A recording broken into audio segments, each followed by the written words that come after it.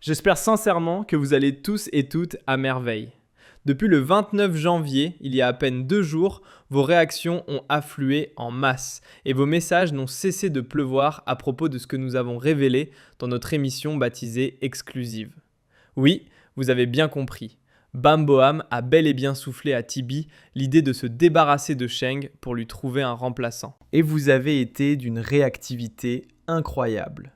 Nombreux à nous écrire, à nous interpeller, et pour ça, merci infiniment. Cela prouve à quel point vous êtes investis, curieux et surtout passionnés par ce que nous produisons. Votre soif de comprendre et d'aller au fond des choses nous honore. Il est vrai que cette annonce a semé un véritable séisme. Elle a remué les esprits, déclenché une vague de réactions et forcément, une suite paraît inévitable. Car le rôle du journaliste ne s'arrête pas à balancer des infos en rafale ou jeter des scoops à la volée.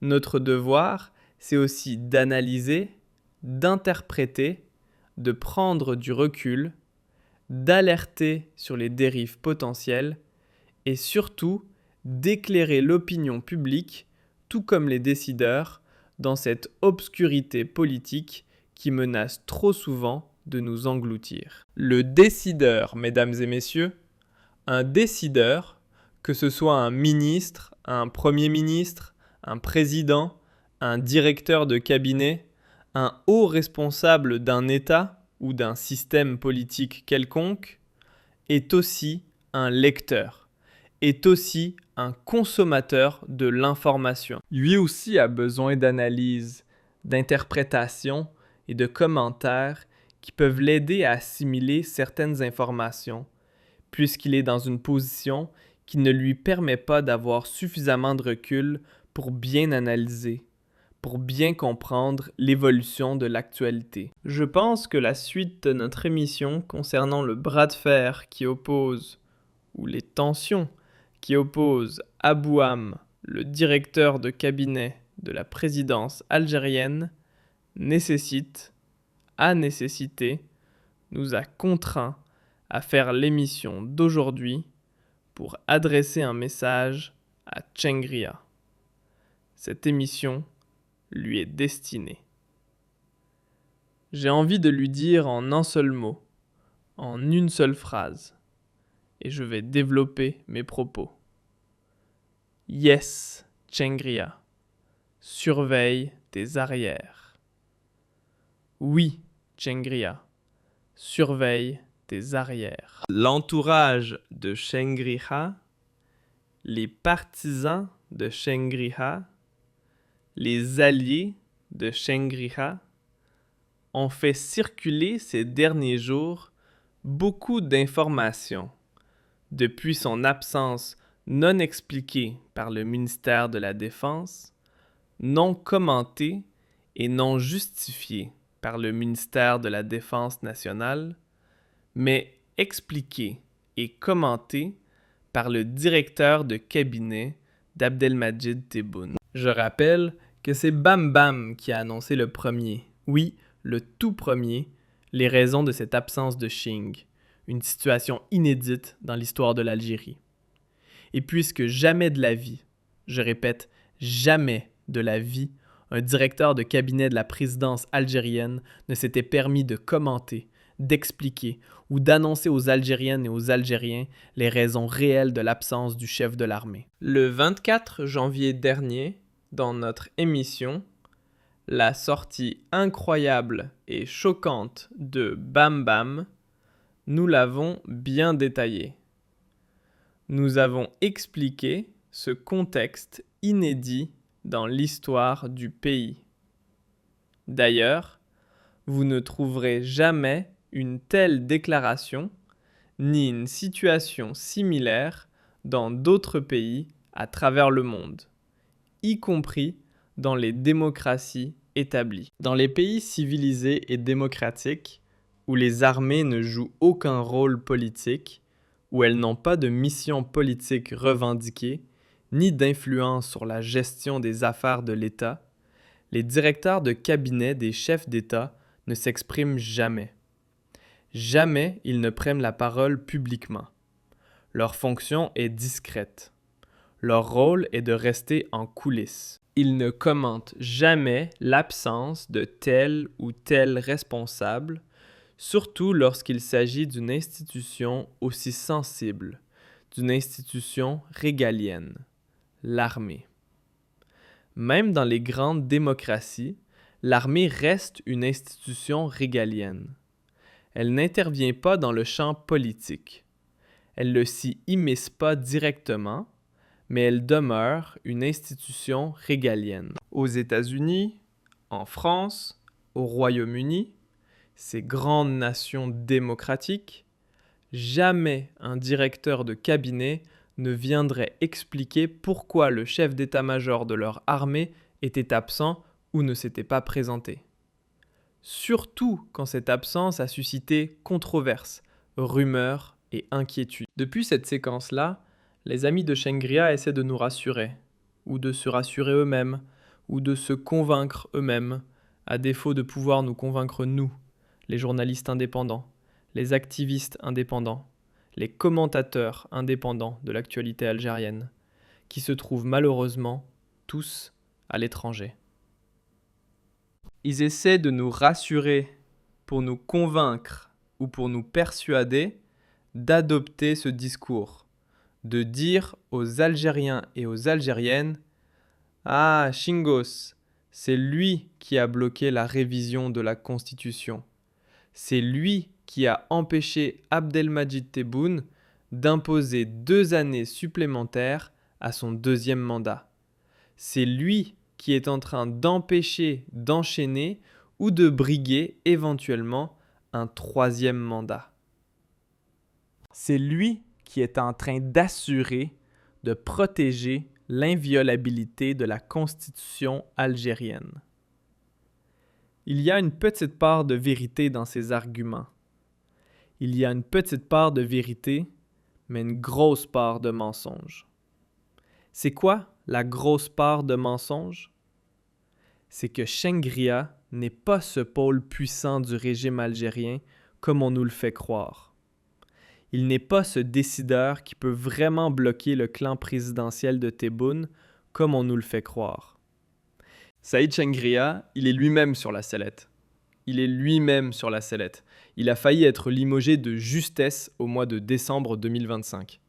Oui, Abdelmadjid Tebboune n'a pas accédé, comme on l'a expliqué dans notre émission concernant le lobbying qui a été mené par Bam Bam auprès de lui, pour le convaincre, pour le persuader et pour lui arracher la décision de limoger Saïd Shangri-La pour une raison qui peut se comprendre. Tebboune n'a pas envie d'un affrontement avec l'armée. Il n'a pas limogé Saïd Shangri-La parce qu'il a peur de Saïd Shangri-La. Pourtant, avec un décret, en 2 minutes, il enlève Shangri-La, il relève Shangri-La de ses fonctions. Alors pourquoi il ne l'a pas fait? Parce que, premièrement, il n'a pas de raison valable pour le faire, puisque Shangri-La est son allié. Il l'a soutenu pour le 2e mandat, il l'a défendu pour le 2e mandat, et il lui est loyal. Shangri-La n'a pas dit non à Tebboune. Il a dit non au changement radical de la Constitution. Il a dit non au prolongement du 2e mandat de Tebboune. Mais il n'a pas dit non à Tebboune. Et Tebboune sait très bien que Bam Bam le pousse à l'affrontement pour que Bam Bam devienne le seul maître à bord, pour que son clan présidentiel devienne l'acteur dominant. Mais l'acteur principal, le clan présidentiel, il est déjà ultra dominant. Il est déjà ultra dominant. Tebboune a eu cette intelligence et cette lucidité. Cela lui arrive d'être intelligent et lucide. Donc, cela vous prouve que ça m'arrive, moi aussi, de dire du bien de Tebboune. Parce qu'on me reproche souvent d'être très dur à l'égard de Tebboune et de ne pas reconnaître les bienfaits de Tebboune. Parmi les bienfaits de Tebboune, il y a le fait qu'il a compris que trop de pouvoir tue le pouvoir. Trop de prérogatives tue les prérogatives. Trop de contrôle et de domination, cela tue le contrôle et la domination. Tebboune n'est pas intéressé par le fait d'avoir trop de pouvoir entre ses mains. Il a besoin d'un chef d'état-major à ses côtés qui garde une marge de manœuvre. Pourquoi ? Comme ça, s'il y a une crise dans le pays, si une crise éclate en Algérie, tout va être mis sur le dos de Tebboune. Tebboune sera la cible, l'unique cible tenue pour l'unique responsable. Tebboune n'a aucun intérêt à ébranler l'architecture actuelle du pouvoir. Tebboune n'a pas limogé Chengria parce que Chengria ne le dérange pas, parce qu'il a besoin de lui et parce qu'il ne sait pas par qui le remplacer. Il ne va pas prendre le risque de mettre un autre chef d'état-major à la tête de l'armée qui pourrait, peut-être, par la suite, avoir une rébellion, faire pousser des cornes et nourrir des ambitions présidentielles. Comme dans le scénario de l'Égypte avec Abdel Fattah al-Sisi et Mohamed Morsi. Tous les pays arabes, il faut le savoir, tous les pays arabes, l'Algérie y compris, sont traumatisés par le scénario égyptien. Lorsqu'en 2013, Abdel Fattah al-Sisi avait fait un coup d'État déguisé contre le président élu des frères musulmans, Mohamed Morsi. Tout le monde se souvient comment il a manipulé, comment il a profité d'une grosse crise politique interne pour arriver au pouvoir entre 2013 et 2014. Tout le monde se souvient comment le patron de l'armée a pu, en tant que simple ministre de la Défense et chef de l'armée de 2012 à 2014, conquérir le pouvoir en affaiblissant le pouvoir présidentiel et en surfant sur une crise politique interne. L'Algérie est marquée par ce scénario. Un chef d'état-major jeune, plus jeune que Chengria, moins malade, plus efficace, plus influent, plus puissant, plus fédérateur, plus solide, plus sage, pour Tebboune, c'est un danger. Ce n'est pas un atout. Il ne va pas prendre le risque de mettre quelqu'un d'autre à la place de Chengria qui pourrait être beaucoup plus influent, plus efficace et plus charismatique que Chengria et qui pourrait, à la fin, lui voler le pouvoir et lui prendre le pouvoir, comme cela s'est passé en Égypte. C'est pour cela que Tebboune n'a pas suivi, qu'il a plutôt calmé les ardeurs de Bam Bam. Il a refusé de suivre ses recommandations. Oui, Chengria a dit non à la révision radicale de la Constitution. Oui, il a eu une position que l'on pourrait qualifier de lucide, de courageuse et de sensée. Mais il n'a pas dit non à Tebboune. Il n'a pas dit non à Tebboune. La preuve, pour le deuxième mandat, il ne lui a pas dit non. Il a dit « je te soutiens ». Il a dit non à la continuation et à la présidentialisation du pouvoir de Tebboune en violant la Constitution. Ce qui heurte, ce qui dérange, c'est le changement radical, l'ajout d'années supplémentaires et l'éventualité d'un troisième mandat. Après cela, il y a eu pas mal de rumeurs. Les partisans du plan de Chengria ont fait circuler des informations. Ils nous ont contactés pour nous dire qu'il y aurait eu une réunion de l'ensemble des décideurs de l'institution militaire et que Chengria, lors d'une réunion à la mi-décembre 2025, leur aurait dit « Voilà, la présidence veut changer la Constitution pour élargir ou allonger le deuxième mandat. Qu'est-ce que vous en pensez? » Tout le monde lui aurait répondu « Je parle au conditionnel parce que ces informations n'ont jamais été confirmées, ni recoupées, ni par des sources indépendantes, que jamais de la vie ils ne seraient d'accord. Qu'ils ne veulent pas revivre la crise de 2019. Sinon, Qui va payer les pots cassés? Qui sera appelé à limiter les dégâts, à jouer le rôle des pompiers? Il ne faut donc pas allumer l'incendie pour ensuite être contraint de l'éteindre. Et ensuite, non, ce n'est pas possible. Si tu veux le faire, moi, je ne viendrai pas au Conseil des ministres. Je préfère me retirer. Comme ça, l'armée ne va pas s'impliquer, ne sera pas entraînée dans ce scandale. Ce ne sont que des rumeurs que nous n'avons jamais vues confirmées. Tout ce que nous avons pu confirmer, c'est que Tebboune et Shengria, oui, effectivement, Shengria a marqué son désaccord avec Tebboune concernant l'allongement de son deuxième mandat. C'est tout ce qui s'est passé comme source, comme information vraie et recoupée. Par la suite, Shengria aurait boycotté le 30 décembre le discours de Tebboune devant le Parlement.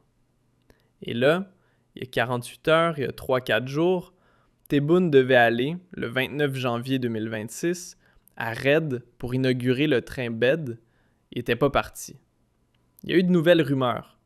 On a voulu nous faire croire que c'était Saïd Shengria qui était à l'origine du report de la visite de Tebboune. En mode, moi je n'y vais pas, je ne participe pas, puisque ton directeur de cabinet parle de moi, il m'a humilié. Il m'a manqué de respect en disant aux Algériennes et aux Algériens que j'étais absent lors d'événements stratégiques pour l'avenir du pays parce que je voulais être en congé, parce que je voulais prendre un congé. Donc moi, je boycotte Red. Et finalement, c'était faux. Ces explications, toujours, ces thèses et ce récit communiqué ou raconté par le clan de Shengria sont complètement faux, puisque Tebboune a été amené à reporter sa visite et son déplacement à Red en raison des intempéries, des mauvaises conditions climatiques. Et demain, normalement, à partir du dimanche 1er février, Tebboune sera à Red jusqu'au lundi pour l'inaugurer, pour lancer le fameux train Red Bed Béchar. Donc, le clan de Shengria essaie à tout prix de s'attribuer le beau rôle, le rôle de défenseur de la Constitution, le rôle du pôle décisif qui a du pouvoir, qui peut contrebalancer le pouvoir de Tebboune, et le rôle du sauveur du pays. Ce qui est complètement fou. Complètement fou. Tebboune, aujourd'hui, est dans une position ultra dominante. Il n'a pas fait les 2 années supplémentaires. Il n'a pas changé la limitation des mandats. Il a imposé des propositions pour la révision de la Constitution, dont 3 propositions sont liées à une période de transition très sombre et très opaque, qui permettent la continuité de son pouvoir au nom de la protection du pays contre le vide constitutionnel. Et cette astuce pourrait lui permettre de rester au-delà de 2029. Et Shengria n'est pas intervenu pour lui dire non. Shengria lui a juste dit « touche pas au mandat et touche pas à la durée ». L'armée ne pourra pas, par la suite, assumer les conséquences de ce changement. Donc, il n'y a pas de désaccord majeur entre Shengria et Tebboune. Il y a un désaccord et un conflit entre Bam Bam et Saïd Shengria. Parce que le rêve de Bam Bam, il le sait très bien, c'est qu'il n'est pas accepté par l'état-major de l'armée, qu'il n'est pas aimé par le chef d'état-major, qu'il n'est pas apprécié, et que sa présence auprès de Tebboune cause problème. Le dernier obstacle pour Bam Bam, c'est Shengria. Et le seul mérite de Shengria, c'est de bloquer Bam Bam. Bam Bam, son rêve, c'est de dégager Shengria pour mettre à sa place un nouveau patron de l'armée qui sera totalement acquis à la cause du clan de Tebboune et qui sera surtout totalement en harmonie, qui travaillera en harmonie avec Bam Bam. Pourquoi? Parce que Bam Bam a peur d'une chose, que Tebboune est un malheur, que Tebboune meure, que Tebboune ne puisse pas terminer sa mission de président de la République, que Tebboune soit amené à partir. Et par la suite, s'il n'y a pas Tebboune, personne ne va protéger Bam Bam. Bam Bam pense à lui-même. Il est dans une démarche totalement égocentrique. Il sait très bien que c'est partir ou disparaître, ou être éjecté, ou être encore une fois amené à quitter le pouvoir. Personne ne va le protéger. Donc, il cherche à protéger ses arrières. Et Bam Bam est un homme rusé. Pour protéger ses arrières, il sait très bien ce qu'il veut faire dès maintenant. Dégager Shengriga. Sauf que Shengriga ne protège pas suffisamment ses arrières comme Bam Bam. Pourquoi? Comparons les deux pôles du pouvoir algérien. Bam Bam, il a des alliés partout. La justice lui est acquise. Les services de sécurité sont obligés de travailler avec lui, y compris les services secrets algériens. Les opérateurs économiques sont de son côté. Il maîtrise, il a structuré la société civile. Il contrôle totalement la présidence de la République. Le palais présidentiel, c'est lui qui le fait marcher. C'est lui qui le fait travailler. Saïd Shengria. Regardons de son côté. L'armée, elle est dans quel état? L'armée algérienne est dans un état chaotique. Plus de presque 300 officiers supérieurs de l'armée sont emprisonnés. Des chefs de région, des chefs de corps, des généraux sont morts en prison. Des noms très connus, comme Saïd Bey ou le chef Abd, sont encore emprisonnés en Algérie, dans les prisons militaires de Blida ou de Ouargla. L'armée algérienne n'a jamais été aussi divisée, aussi déstructurée. Aujourd'hui, contrairement au clan de Bam Bam, au moins dans le clan de Bam Bam, il y a des gens qui sont unis autour de Bam Bam. Bam Bam essaie plus ou moins de protéger ses relais dans le monde économique, dans le monde judiciaire. Il a fait un travail de fond durant ces 5 dernières années. Il a créé des réseaux structurés.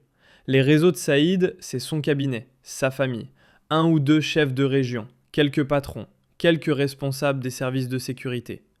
Le clan de Saïd a perdu énormément de ses alliés ces dernières années. Ceux qui étaient du côté de Saïd ont été limogés, relevés de leurs fonctions et remplacés par Feth Moussaoui, qui est du côté de Tebboune et du clan de Tebboune, Mouad Hussein Bouyaya, Nas, Mahfoud Polisario, le général Mahfoud. Entre 2021 et 2022, on a cité un certain nombre de responsables militaires importants qui ont tous été limogés ou relevés de leurs fonctions. Ces gens-là ont tous été du côté de Nasser, qui a essayé, à la fin, de tenir le bâton par le milieu. Mais vers la fin de l'année, vers sa dernière année en 2025, après le 2e mandat, il s'est beaucoup plus rapproché de Shengria, parce qu'il a compris que le clan présidentiel ne va pas le promouvoir comme coordinateur et qu'ils vont se retourner contre lui, parce qu'ils l'ont utilisé juste pour pacifier le pays, pour assurer le passage en force du 2e mandat, et qu'ils vont maintenant se débarrasser de lui, parce qu'il en sait trop sur les affaires sombres du clan présidentiel. Quand Nasser s'était rapproché de Shengria, ce dernier n'a jamais pu le protéger, n'a jamais su le protéger. Au contraire, il est intervenu pour essayer de ne pas l'enfoncer davantage, mais ce n'est même pas lui qui est intervenu. Ce sont d'autres membres du clan de Shengria qui ont convaincu Shengria de ne pas accepter la demande de Tebboune d'emprisonner Nasser. Mais rien n'a été fait pour sauver Nasser de la part de Shengria. Donc, si l'on calcule le nombre de responsables, encore une fois, le nombre de responsables, de personnes qui ont été limogées, qui ont été relevées de leurs fonctions, responsables militaires qui roulaient officiellement pour le clan de Shengrira et qui étaient les serviteurs de Shengrira, surtout au sein des services secrets algériens, surtout au sein de la direction centrale de la sécurité de l'armée, les M, etc., l'indépendant de la gendarmerie, ou le haut général, ou Hadj, qui était d'abord du côté de Saïd. Ensuite, il l'a sacrifié juste parce qu'il a eu quelques contacts, il a eu quelques connexions avec le clan des Bous, surtout au sein du renseignement militaire, des services de renseignement, comme par exemple le colonel Mouad ou le colonel Hussein Bouyaya, et qui étaient les cerveaux des opérations du clan de Shengria.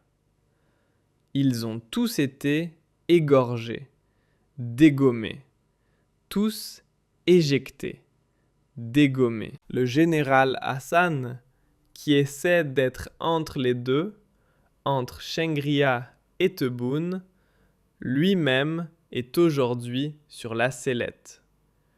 Il risque de partir et le clan présidentiel veut maintenant remplacer le général Hassan par quelqu'un, par un officier ou par un général qui leur sera totalement loyal. Pire encore, ce que Shengria ne sait pas, c'est qu'il y a une liste de noms de potentiels successeurs qui est en train d'être dressée au niveau de la présidence de la République. Parce que Tebboune a dit non à son limogeage maintenant, en décembre 2025. Rien ne prouve, rien n'assure, rien ne garantit que Abdelmadjid Tebboune ne va pas faire évoluer sa position d'ici juillet 2026. Tebboune continue de faire son lobbying. Il continue d'espérer qu'il va persuader de le relever de ses fonctions. Je le dis, une liste de potentiels successeurs est en train d'être dressée, avec des curriculum vitae, avec les parcours, etc. Et des conciliabules sont tenus au palais présidentiel, dans l'ombre, pour remplacer Shengria. Shengria est faible, contrairement à ce que veut nous faire croire son clan. Il est faible. S'il était fort, c'est très simple. À l'époque de Gaïd Salah, sous le régime de Bouteflika, Gaïd Salah avait tout un clan à son service. Il avait un clan à son service. Il y avait des médias qui étaient favorables à Gaïd Salah. Il y avait des personnalités politiques et publiques qui étaient favorables à Gaïd Salah. Quand Gaïd Salah était menacé, ou quand il avait un problème avec Saïd Bouteflika, avant la crise de 2019 et avant la crise de 2018, il y avait des médias, des personnes qui parlaient en son nom et qui le défendaient, qui défendaient ses intérêts. Qui l'a défendu aujourd'hui? Qui le défend? Qui le défend? Quand Bam Bam, en janvier, le 24 janvier dernier, lui a dit « Voilà, tu étais parti en congé, tu n'as pas pu être là au Conseil des ministres parce que tu étais parti en congé, c'est une humiliation. » Quand un directeur de cabinet parle de l'agenda professionnel et personnel du chef de l'armée, alors qu'il n'est ni son tuteur, ni sa tutelle, ni son responsable hiérarchique, ni son collaborateur direct, c'est une humiliation. Qui a réagi? Est-ce qu'il y a un média? Est-ce qu'il y a une figure politique? Est-ce qu'il y a une figure médiatique? Est-ce qu'il y a des médias sociaux? Est-ce qu'il y a des groupes, des mouvements? Est-ce qu'il y a des lobbies qui ont réagi contre Bam Bam? Rien, nada. Rien, nada. Pourquoi? Parce que les médias, regardez. Tebboune, à travers son clan, contrôle les médias. Il contrôle la justice. Il contrôle les médias, il contrôle la justice. Ils ont un contrôle total des médias et de la justice. Un contrôle total des médias et de la justice. Et un contrôle quasi total de certains services de sécurité, comme la police et une partie des services secrets algériens, pour ne pas dire tous les services secrets algériens. Shengria contrôle quoi? Il contrôle quoi? La direction centrale de la sécurité de l'armée, la sécurité militaire, la justice militaire. Parfait. Certains chefs de région sont là, mais, depuis bien avant, Shengria n'a pas imposé, n'a pas nommé tous les chefs de légion actuellement. On pourra donner des exemples, comme celui de la première légion. Il y a un autre chef de légion avec lequel il ne s'entend même pas, comme le général Temsani par exemple, qui l'a devancé avant lui. Il n'a pas imposé tous les changements, il a imposé quelques changements. Et encore, les changements les plus emblématiques au sein de l'armée nationale populaire ont été opérés par Saïd Shengria quand on appelle ça? Quand il y a eu le deuxième mandat de Tebboune. Quand Tebboune a assuré, je dis bien quand Tebboune a assuré son deuxième mandat. Grâce à cela, et pour remercier Shengria pour son soutien et pour le coup de pouce qu'il lui a donné pour le deuxième mandat, il lui a permis de changer le commandement des forces terrestres. Il lui a permis de changer, de mettre à la retraite le patron de la garde républicaine, etc. Mais il y a des chefs de région, comme la première et la 5e région, par exemple, ils n'ont pas été nommés par Shengria. Ils ne sont pas, comment dirais-je, affiliés à lui. Ce ne sont pas des hommes directs, attitrés de Shengria. Donc, moi, je dis à Shengria, ce n'est pas la peine de se rassurer à un moment donné. Il ne faut pas se bercer d'illusions. Il ne faut pas se bercer d'illusions.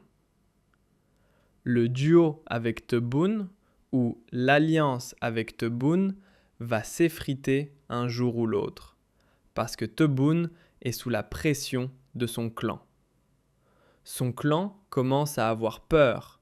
Il redoute la date fatidique de 2029. Est-ce que Tebboune va avoir la santé ou la capacité mentale et physique nécessaire pour rester au pouvoir jusqu'à 2029? Ils ont peur, le clan de Tebboune, ses enfants, Bam Bam, Hamid. Ils veulent régler la succession dès maintenant. Ils veulent s'assurer une protection, une armure dorée, une armure imperméable, dès maintenant, pour ne pas subir ce que le clan Bouteflika a subi après 2019. Le clan de Tebboune a vu ce que les Bouteflika ont subi en 2019. Donc, ils appréhendent dès maintenant. La priorité du clan de Tebboune, c'est de rapidement changer, de ramener un patron de l'armée qui protégera leurs arrières. Shengria n'a personne pour protéger ses arrières. Un décret, il va faire quoi? Est-ce qu'il a la capacité de faire un coup d'État? Est-ce que le chef de la première région, ce n'est pas lui qui l'a nommé? Est-ce que le commandement des forces va rouler pour lui? Est-ce que la garde républicaine va rouler pour lui? Est-ce que les forces aériennes vont rouler pour lui? Non. Pas du tout. Est-ce qu'il est populaire au sein de l'armée? Est-ce qu'il est populaire? Comment peut-on être populaire?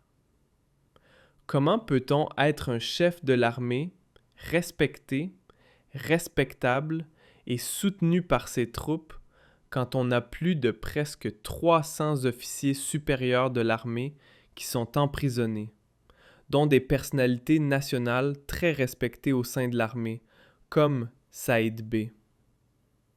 Shengria a fait une erreur.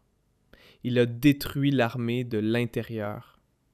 Il a affaibli l'armée de l'intérieur. Il a mis l'armée au service du clan de Tebboune. Il a affaibli le pouvoir d'influence et le prestige de l'institution militaire, et cela va se retourner contre lui. Parce que le jour où il sera lui-même ciblé, il ne trouvera personne pour le défendre. Il ne trouvera personne pour le défendre. Et là, je le dis, fais attention à toi. Surveille tes arrières.